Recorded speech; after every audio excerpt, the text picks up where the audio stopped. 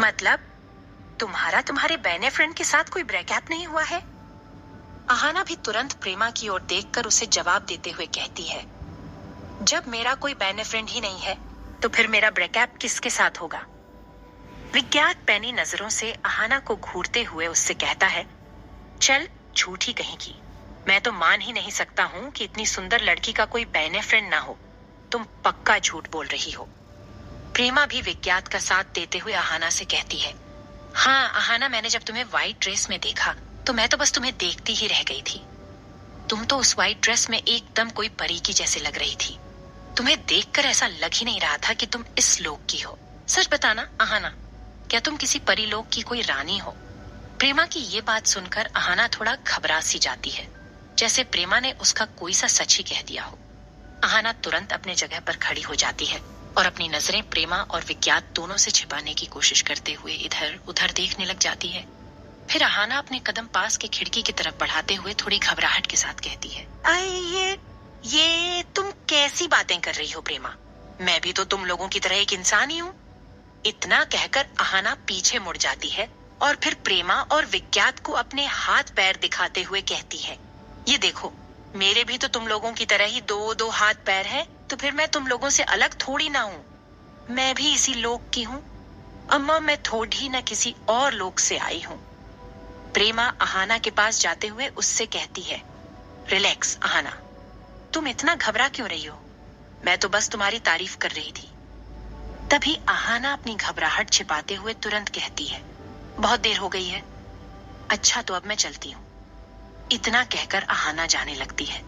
विज्ञात तुरंत अहाना के सामने आकर उसका रास्ता रोकते हुए अहाना से कहता है, चलो तो मैं तुम्हें तुम्हारे घर पहुंचा आता हूँ। अहाना विज्ञात को क्रॉस करते हुए उससे कहती है, नहीं, इसकी जरूरत नहीं है, मैं अपने आप ही चली जाऊंगी। इतना कहकर अहाना चली जाती है। अहाना उस घर से बाहर निकलकर सड़क पर जाने लगती है। रास्ता पूरा सुनसान था।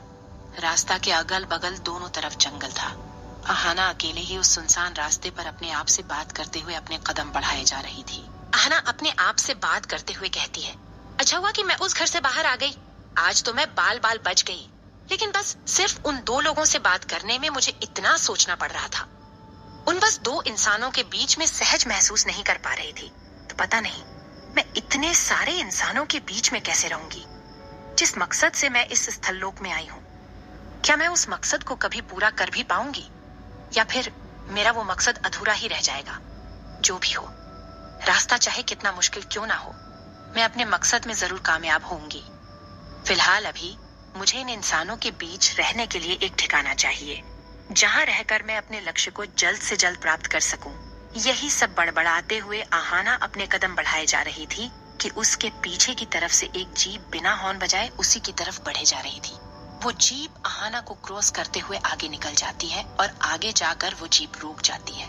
अहाना उस जीप पर ध्यान नहीं देती है और उस जीप के बगल से आगे बढ़ने लगती है, लेकिन वो आगे बढ़ पाती उससे पहले ही उसका हाथ कोई पकड़ी खींच लेता है।